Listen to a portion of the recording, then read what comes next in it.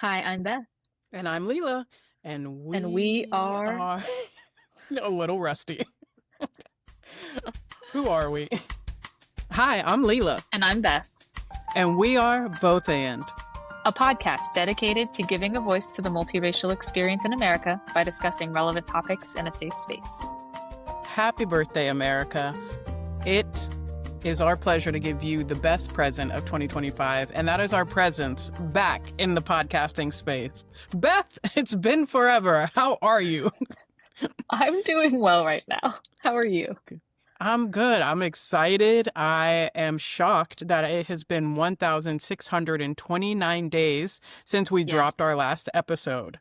Yes, listeners, Leila did What? calculate that. Yep, I did calculate January 18th, 2021, and so much life has been lived from then till now. What's new? What's new in the Beth household? Well, what's new? A lot has changed, listeners. A lot has changed in the world, a lot has changed in our personal lives.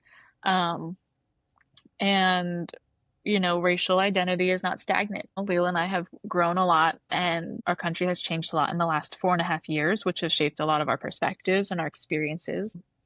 And so we thought we would share kind of what's been going on in our lives and what's affected us by what's been happening in the world and things around us so that you could understand how we've grown and Mm. where we're coming from as we discuss new topics and new things. Yes, because So, now is the time. Now is the time for, I think, for us to be back in this space because there is a lot going on. There is history being erased or rewritten. There mhm. are pages getting ripped out of books. Like, Or books is just being straight up banned. books being banned. History is going, we're going through it. History is repeating itself. So it's like, well, if all these other people are out here podcasting now, and we did this before and we kind of know the ropes of it, why not get back in the space and share the multiracial experience in America, which does exist, no matter how much somebody wants to say it doesn't. Multiracial Hmm. people are here, and we're going to be speaking up.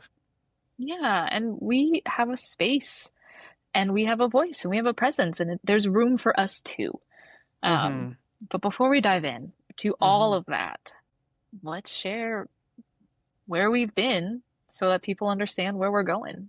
Beth, what happened to you 3 weeks almost? Was it 3 to 4 weeks I think it after? was 4 weeks after our last episode. My gosh. I gave birth to our first son, and I talked about it in some previous episodes of being pregnant, having a baby, me being mixed, me being in an interracial marriage, and then now having another mixed baby. Um, for those of you who may not remember, listeners, my husband is monoracial. He's monoracial black. I am multiracial, white and Japanese. And now our oldest is a beautiful combo of all of that. And yes, that's right, I said oldest because then two Mm-hmm. and a half years later, I had a second son who is our youngest, aka Leila's nephews. Yes, my nephew's the most adorable. I would go to jail for these babies because they deserve it. They deserve somebody to go to jail for them, and that would be me because they need their parents to keep on keeping on for them. And in the past, we've talked about what it's like to parent multiracial children, but now, Beth, like you're doing it. You're in it. Yeah, that is my day to day. Mm-hmm. Um, Yep, I worked full time in a hospital as a mental health professional. And then I had our first son during like the back end of COVID. And so that was a lot. Giving birth during COVID, the birth experience was a lot different than what people would talk about Mm-hmm. prior. And then, working full time, my husband and I were both mandated workers during COVID. And so and I was in a hospital setting. So I was still going into like COVID positive environments sometimes, and then having a baby at home, which was really difficult because at the time we didn't know how young children, we didn't know how COVID affected pregnancies. We didn't know how COVID affected babies. And then he was having to go to daycare. And so that was really stressful. And my priorities shifted a lot. My husband and I were at a point where I could stay home full time. So, under that COVID economy, we bought our first house and we moved. Yay! And so we moved into a new construction house in a lower income area because we wanted to be in a more diverse area. And we wanted our son to grow up around people and neighbors who looked like him and not just in a Mm. predominantly white neighborhood. But unfortunately, there was some like gang activity in the neighborhood. So then we're like, okay, we need to prioritize our physical safety. So For then sure. we moved, and thankfully we were able to move. And yes, we moved to a higher income neighborhood, but we moved, it's still very diverse. Like there are Mm-hmm. several interracial families, and there are several Black families and Asian families in the neighborhood that we don't feel like we stick out like a sore thumb. And that was Hmm. also important to us, is like one being in like a safe neighborhood, but still a diverse neighborhood. And then we had our second son. And so I was staying home and I was like, I don't think I can stay home full time. So then I went part time at a private practice. And that flexibility has been really good for our family. And so I'm still living that private practice life with Mm-hmm. two I call them the noise boys, and we'll probably refer to them as such on this podcast. So Oh now my I'm out here goodness. chasing the noise boys. Oh, that is adorable. I didn't know you called them that. Look, let them be as noisy as they want. Not when we're recording, but any other time. Oh, because I get overstimulated often. So we're Mm, working on inside outside voices. nice. Good. But yeah, no, that shaped a lot of how I view myself, Hmm. um, being multiracial and already grappling with like being white passing and how people perceive me, and now being white passing, but also like how people perceive my kids, Hmm. and how we present outwardly, and how like I interact with them and how I foster that multicultural relationship in our home and our household, and like what intentionality my husband and I put into that, and what boundaries we put around that as well. So yeah, that really, and then also now being a parent, like what happens in the country and like in the world, now I view through such a different lens as a parent, because it's not just me anymore.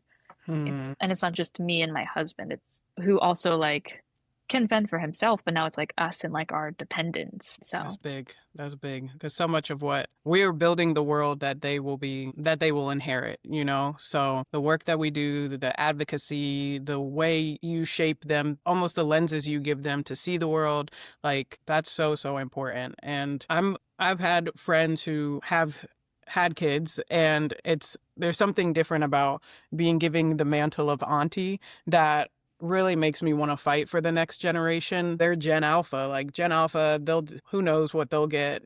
Best of who luck. knows?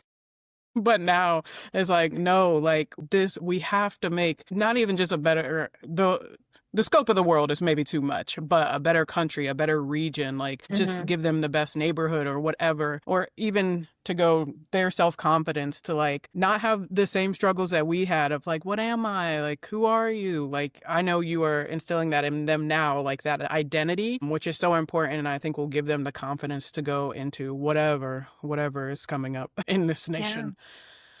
That's good. That's beautiful. What about you? That was my like 3 minute summary. Tell the Hmm. people. Yeah, so we were in COVID last time we met, and I was working at my previous employer, and we went, of course, work from home when COVID hit. And that work from home life did something to me. It like changed my brain chemistry, and I said, "Oh, I have to do this forever."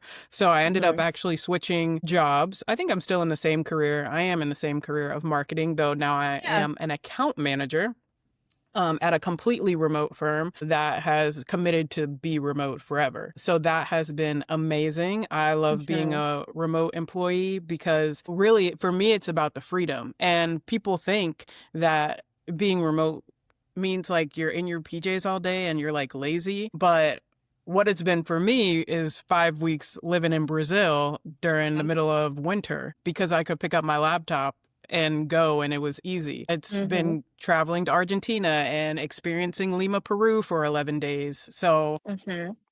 it's like the work-life balance is insane, and I will try to restrain myself because there's so much backlash. Like when the office mandates came back and they started pulling people back into the office, I feel like there was Yeah. some real propaganda against how good work from home is, but that was a big change for me. Yeah. So I've been at my current company for about 3 years now, always paying attention to what's going on politically and happening in the world. I think it was in 2021 is when the U.S. Withdrew from Afghanistan, and that Yep. was the end of a 2-decade conflict, and that impacted my life because for people that didn't know, there were Afghan citizens who were working with the U.S. backed government, is what they call Hmm. it. So when the Taliban took over, those people were immediately in danger, and they started coming to the United States under refugee status. So through my church, I was able to work with World Relief, and we formed a good neighbor team. And even though this happened in 2021, in 2024, we started like advocating for a specific family to bring them into the United States. So that's been a very bumpy road, but very fulfilling to try to just get our hands in there and do the work to like help people who need help. There's still a lot going on there. The borders have been shut down, and I'm sure I'll get into that later. But that's been a Sure. big thing that Yeah. in the world happened and then impacted my life. I think in the reverse, like a positive thing that's happened is I got married. Oh yeah. I was gonna say that I impacted the world by getting married, but who cares? But I care. yeah, I care too. I truly do care. I would hope so. I have a husband now, and he No. is multiracial as well. He is white and Hispanic. So Hmm. that has been another way my worldview has like kind of opened up is like he has things in the multiracial space that he cares about as well. And one of the things, just like an example, recently we were looking at, I think it was ICE, like deaths in ICE custody and the Hmm. way they identify those people. Up until January of 2025, it said non-citizens. Yes. And recently they changed it to aliens. So that Hmm. language is very intentional and Yeah. we know what they're trying to do. But he like was lasered in. He's super in on immigration issues because his mother is a citizen now. She is a citizen, my mother-in-law, from El Salvador. Yeah. So She's naturalized. immigration issues are important to our family and Hmm. what's going on there and citizenship and all that. So yeah, it's kind of fun to you introduce new people to your world and then Yeah. your world expands because of them. Even, and I love how, like, I think that's the point. And I think that's Mhm. why we felt the need to come back because Mhm. both of, like, what we both shared is how our interactions with new people, with me, it was meeting my kids and now raising Mhm. them. And then the people that they bring into my world, the friends that they make, and the parents that I interact with, and all the different activities and things. And for you, like, getting married and all of your in-laws, and now they're a different culture. It's not like you married someone who was monoracial white, which would have been fine if that's who you fell in love with, but he has a multiracial, multicultural family. And so now all of those layers come in and that Mhm. broadens your worldview. All of the traveling that you did, all of the refugee work that you volunteer and support, right? That brings all these people into our lives that then affects how we view others and how we view ourselves and how we move through the world around us. Absolutely. And I think that's it's important to share just because not everybody has that opportunity. I think even for as diverse as America is, there are still big pockets and not just like white people, like big pockets of this population that do not really go outside of their racial group, which I think Mhm. is very interesting. And if people are scared to do that, that's fine. Like, I mean, it's not fine, but You can empathize with that. I can empathize with that, but we can also give you an avenue here where we, Yeah. both of us have pretty diverse friend groups and diverse experiences, even different to like different together. And we can share that and kind of maybe shine a light on a place that people don't typically get to go if they haven't set up or cultivated their world in that way. So those are the things that have happened in our lives. And as a Hmm. result of that, Leila, we've talked in the past on previous episodes of how the different like multiracial identity labels and which Hmm. ones we've identified with. How would you say your racial identity has grown and maybe changed since we took that break? I think I'm definitely more confident in my racial identity. And the way I say it is that I am a multiracial individual that identifies as a Black woman. And I'm not identifying as anything I'm not. Like my father was Black, so I am Black. But I kind of put that at the forefront of my identifiers, if you will, just because I have noticed there's been a lot that has happened where I see in like even greater clarity the stark differences between how minority populations are treated and how the majority, usually white populations, are treated. So for me, I so identify with the need for justice, like for the minority populations, that it just feels like a certain power to say, I'm a Black woman fighting for this, like, or my voice in this space like matters because it's not in the majority culture. If that, it's like there's like really specific examples I could give, but for me right now, I think it's less. I'm trying to remember our episode where we talked about the different identities, like the protein Yep. and And stuff that's what like that. you had identified as previously of like can be just white, I could be mixed, or I can be just black, and you kind of are fluid through the spectrum is how Mm-hmm. you had identified in the past. And it sounds like you're more just like either mixed or black presenting. Yes. Yeah. And definitely more Black presenting in a lot of ways, not just in how I look or how I identify, but how I spend my money and how I'm creating the culture of my own household now that I'm like building a Hmm. household with somebody else. The things I talk about, like a lot of that is more the Black focus. Yeah. What about you? I think for me, I think I'm similar in that I kind of live, my baseline would be both. It's just Mm-hmm. mixed.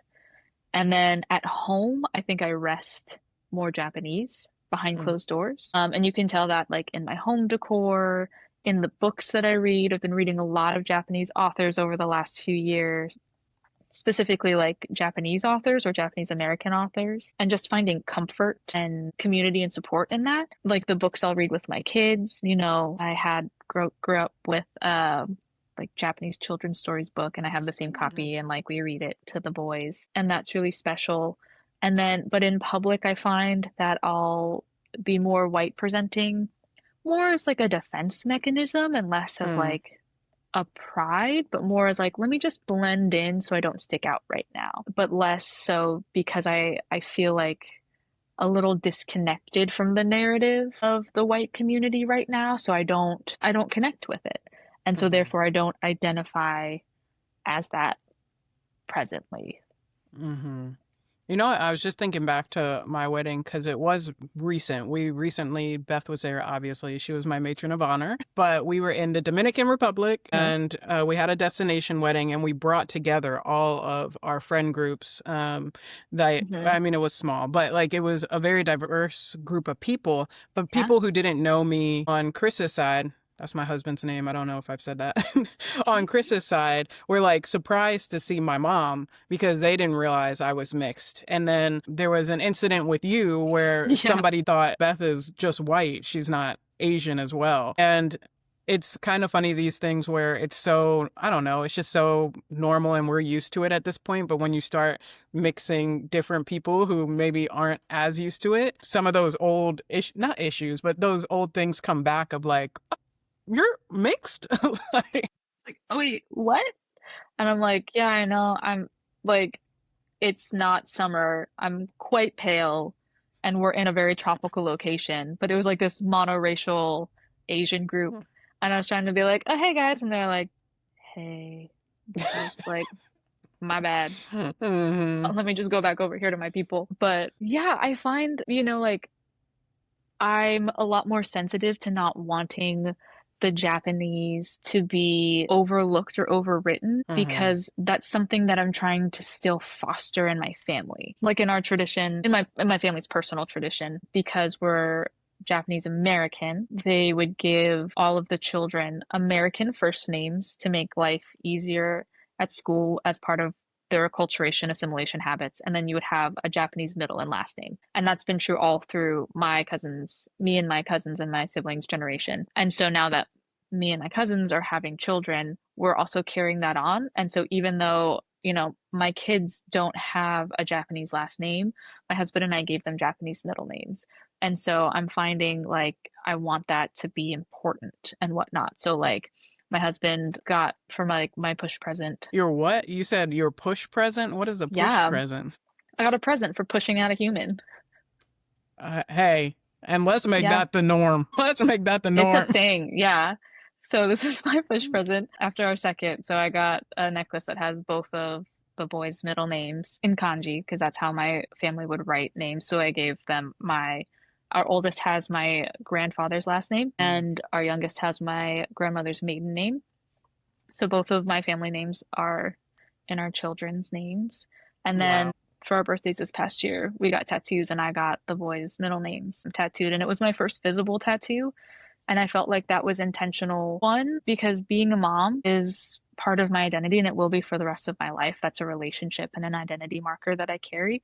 And also, Mm-hmm. two, like those are my family's, like two branches of family's names that are now carried on in my two children. And so having that visible, I also feel like I can just kind of wear my Japanese identity outwardly, Mm, as well as like my relational identity of like where I've come from and like where it's going in future generations. And so I recognized that that was like also a purposeful act for me to have a visible tattoo.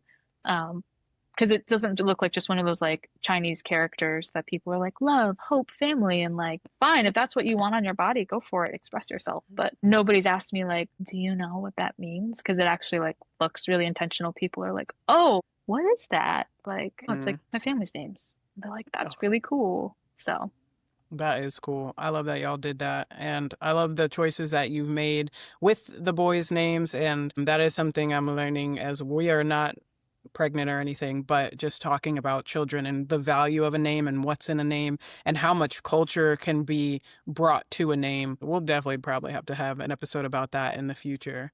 But sure. there's so much going on in the world truly right now in this day and age. Yeah. Donald Trump is once again the president of the United States. And Yeah. I will say when it happened, I wasn't shocked. I was saddened, and I Yep. had two completely different experiences. When the first time Trump was in office, I was out of the country. I was living in Germany. I did Mm-hmm. my absentee ballot. I was very hopeful. I was boasting to my international friends that I was like, America would never, blah, blah, blah, blah. And then America did, and I was devastated. I like had a full day of mourning the day after in the first time he was elected. Relief when Biden got in Yep. office, though so many promises fell flat, and that was disappointing. Agreed. And then the second time for the most recent election, I remember we said, all right, I was like, I'm not staying up to watch the results roll in. I can't handle the stress of that. But Yep. I woke up the next morning and a friend of mine who had actually moved out of the country just text me. Just I saw her text first and it just said, I'm so sorry. And I was like, well, that's it. That is where we're at. And it has Yep. now been 7 months of this, and so much has Yep. happened. And that's, I mean, honestly, partially why we're coming back to Yeah. share our experiences. So, Beth, how has it been for you? And where were you the night Donald Trump was elected?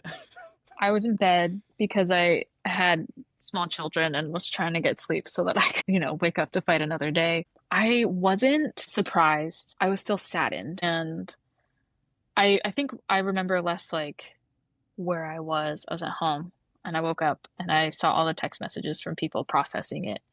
Um, Mm, but I think for me, I remember more so my voting experiences. Like I was pregnant with our oldest when we voted for Biden. And then I had two children in a stroller going to vote in the next election for Kamala.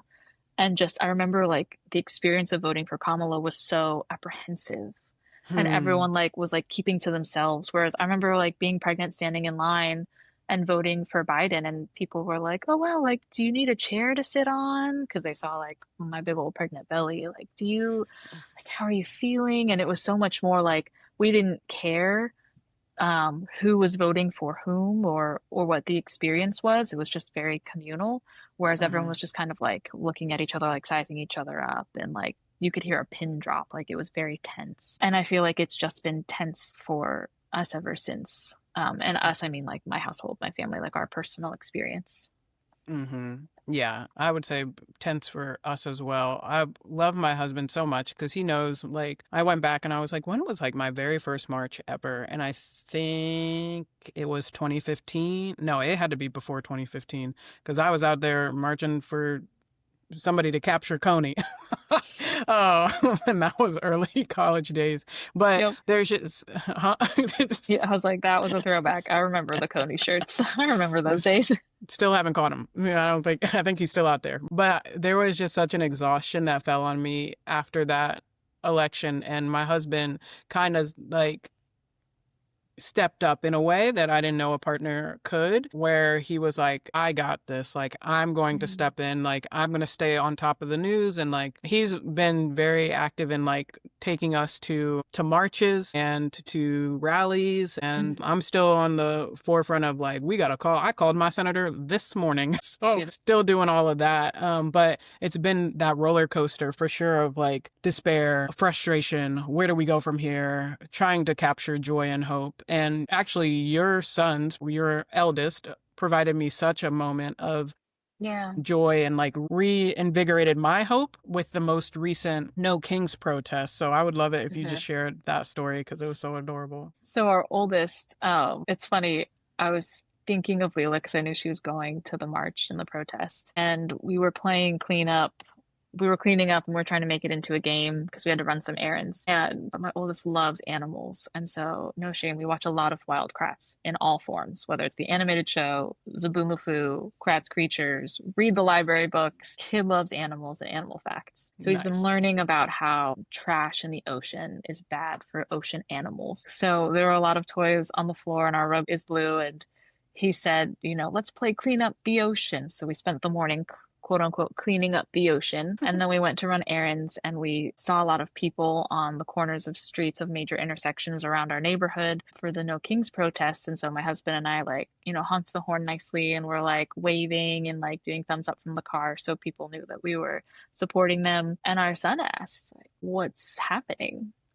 And so we explained in basic terms that a 4-year-old could understand, like, like when you play a game and the person who's playing the game like changes the rules and it's not fair for everybody. And he was like, yeah, I was like, how does that make you feel? And he's like, I don't like that. And I was like, yeah, and because he's like, it makes me feel mad, it makes me feel sad, because, it's a therapist mom. We work on a lot of emotional identification language. And so we talked about like, yeah, well, there are some people in charge who are changing the rules and it's not fair for everybody. And so these people are mad inside too. And so they're just saying they don't like how unfair it is. And so he was like, okay. And so like we ran our errands, we were driving back. So we like did the same thing after we drove back on the way home. And he was like, hey mom, can we do art stuff when we get home? It's like, yeah, sure. He goes, can we make signs too so they know that we want it to be fair? And I was like, we can do that, bud. So I texted that little anecdote to Leila. She was getting ready to go to the protest in her neighborhood. And It just lit up my heart. It just lit up my little heart. And I was like, and this is why we do this. Like things mhm, are not tipping in the bend towards justice is not happening right now, but I believe we can pull it back and it's worth it for I mean, it's worth it for everybody involved, but just to yeah, know someone as innocent as your little boy could like understand that or like identified with it, just it did something for me. So there's a yeah. lot we want to talk about and how it impacts the multiracial experience, what Hmm. has gone on with this DEI backlash, like Yep. how even going maybe further back to how impactful it was to see someone like Kamala Harris run for president and what the Supreme Court is doing. I think the big thing we talked about recently was the census data and how census Yes. is getting recategorized, but Hmm. we're going to try to do an episode every other week, Hmm. 30 minutes, make it quick if you're still commuting. So we're about at 30 minutes now. So next time, Beth, are we going to talk about the census? We're going to talk about the census. I don't think it's hit a lot of major publications and news, but it affects the multiracial community specifically. And Mhm. so I think what Leila and I are really hoping to do is we are going to be picking topics that affect us, that we think stir up a lot of different emotions in us, but we also want to keep things grounded in hope. We were talking about Mhm. how hope is the fuel for the flame to fight injustice. And so we hope that you guys can feel that balance here as we talk about different things that we view as injustices.